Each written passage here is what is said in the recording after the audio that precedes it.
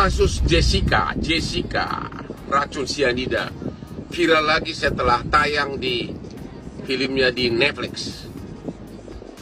Komentar saya atas kasus itu dari dulu adalah tidak diterapkan prinsip beyond reasonable doubt. Tidak diterapkan prinsip harus ada 2 alat bukti sebelum seseorang dipidana, tapi lebih menonjol keyakinan hakim. Di Eropa dan juga di Amerika, seseorang tidak bisa divonis hukuman berat seperti ini kalau buktinya masih ragu-ragu, kalau buktinya reasonable doubt. Harus absolutely beyond reasonable doubt. Artinya tidak boleh ada keraguan sedikit pun. Artinya harus ada bukti telak. Dalam kasus Jessica, bukti itu tidak ada yang telak. Saya tidak tahu ini apakah kesalahan siapa ini. Apakah tim pengacara atau tidak, saya nggak tahu. Tapi yang jelas, pada waktu ada saksi ahli didatangkan di persidangan yang memberatkan Jessica, saksi ahli tentang racun tersebut berani mengatakan bahwa racun tersebut diletakkan tanggal sekian, jam sekian. Padahal dia diperiksa sebagai saksi. Dia memeriksa racun tersebut sudah hampir beberapa minggu setelah kematian almarhum. Jadi bagaimana mungkin dia bisa tahu jam berapa diletakkan itu racun? Hanya Tuhan yang tahu. Hotman Paris duga kasus Jessica Wongso cacat hukum, hanya keyakinan hakim. Sebelum kita mulai, silakan klik tombol subscribe terlebih dahulu agar tidak ketinggalan info menarik lainnya. Baru-baru ini, layanan streaming Netflix telah merilis sebuah film dokumenter yang menceritakan kisah mengenai salah satu kasus terkenal di Indonesia, yaitu pembunuhan Mirna Salihin. Dalam kasus tersebut, Jessica Wongso dituduh pelaku yang menyisipkan racun sianida ke kopi Mirna. Peristiwa tersebut terjadi pada 6 Januari 2016 silam di salah satu kafe yang berada di Mall Grand Indonesia bernama Olivier Cafe. Mirna saat itu meminum es kopi Vietnam, lalu ia kejang-kejang hingga akhirnya meninggal dunia saat perjalanan menuju rumah sakit. Melihat kasus tersebut kembali viral di media sosial, Hotman Paris Hutapea selaku pengacara kondang pun ikut bersuara. Ia menilai bahwa penetapan Jessica Wongso menjadi tersangka hingga divonis puluhan tahun hanya berdasar pada keyakinan hakim. Komentar saya atas kasus itu atau kopi sianida dari dulu adalah tidak diterapkan prinsip harus ada 2 alat bukti sebelum seseorang dipidana, tapi lebih menonjol keyakinan hakim, ungkap Hotman Paris, seperti dilansir dari akun TikTok pribadinya pada Selasa, 3 Oktober 2023. Hotman Paris kemudian membandingkan dengan Eropa dan Amerika, bahwa di sana seseorang tidak mungkin divonis hukuman apabila bukti kasusnya masih ragu-ragu. Ia menyebut bahwa dalam penanganan kasusnya tidak boleh ada keraguan sedikit pun. Dalam kasus Jessica, bukti itu tidak ada dan tidak telak. Saya tidak tahu apakah ini kesalahan siapa. Apakah tim pengacara atau siapa? Saya nggak tahu. Tapi yang jelas, pada waktu ada saksi ahli didatangkan ke persidangan itu memberatkan Jessica, ungkap Hotman. Pengacara kondang itu ragu dengan saksi ahli yang saat itu dihadirkan ke persidangan Jessica Wongso, sebab dia mengetahui waktu peletakan racun ke kopi milik Mirna Salihin. Sebab Mirna baru diperiksa setelah beberapa minggu dinyatakan meninggal dunia. Jadi, bagaimana mungkin dia tahu jam berapa diletakkan itu racun? Hanya Tuhan yang tahu. Apakah ada racun yang diletakkan jam berapa?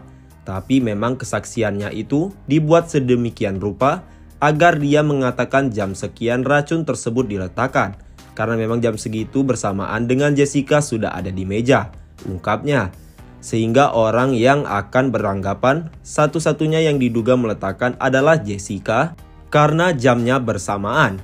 Itu saya protes keras, karena tidak mungkin ahli bisa mengetahui jam berapa racun tersebut dimasukkan kalau dia hanya sebagai ahli, tutup Hotman. Kasus kopi sianida kembali viral. Diari Jessica Wongso bikin hati pilu. Begini isinya. Kasus kopi sianida penyebab kematian Mirna kini kembali viral hingga diari Jessica Wongso mencuat ke publik. Kasus Jessica Wongso kembali viral akibat adanya film dokumenter. Pada film tersebut bahwa fakta mengejutkan. Ternyata saat proses pembuatan film tersebut, Jessica tidak diperbolehkan untuk diwawancara. Sehingga banyak juga yang bertanya, mengapa Jessica tidak diperbolehkan untuk diwawancarai? Padahal Jessica Wongso hanya kasus biasa, bukan sekelas teroris. Otto Hasibuan selaku pengacara Jessica Wongso juga merasa kaget karena Jessica tidak boleh diwawancarai. Pada kasus lain, teroris seperti Imam Samudra sebelum menjalankan eksekusi mati, ia masih bisa diwawancarai. Pada satu kesempatan saat sedang menjalani masa hukumannya, Jessica Wongso menyerahkan buku hariannya kepada tim pengacara. Buku harian tersebut juga muncul di sela-sela film dokumenter, sehingga kini jadi konsumsi publik.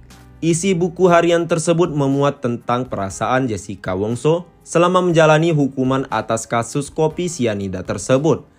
Adapun beberapa isi yang terkuak dari buku harian tersebut adalah ketika ia memesankan kopi kepada Mirna dan Hani. Pada saat itu, mereka datang terlambat sekitar 40 menit, sehingga Jessica memesankan kopi terlebih dahulu. Atas tindakan tersebut, ia mulai dicurigai.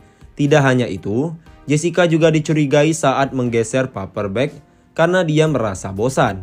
Rekaman CCTV yang memperlihatkan ia keluar masuk kafe diputar terus-menerus.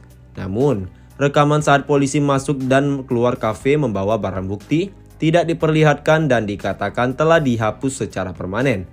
Jessica pun menaruh kecurigaan. Ia menyadari bahwa situasi menjadi tidak terkendali.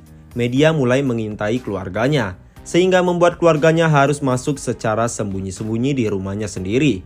Kemudian Jessica Wongso mulai ditangkap, lalu kasusnya menjadi semakin menarik perhatian banyak orang. Sejak saat itu, ia merasa bahwa seketika dunianya telah runtuh. Kini netizen banyak menemukan kejanggalan pada salah satu kasus yang ditangani oleh Ferdy Sambo tersebut.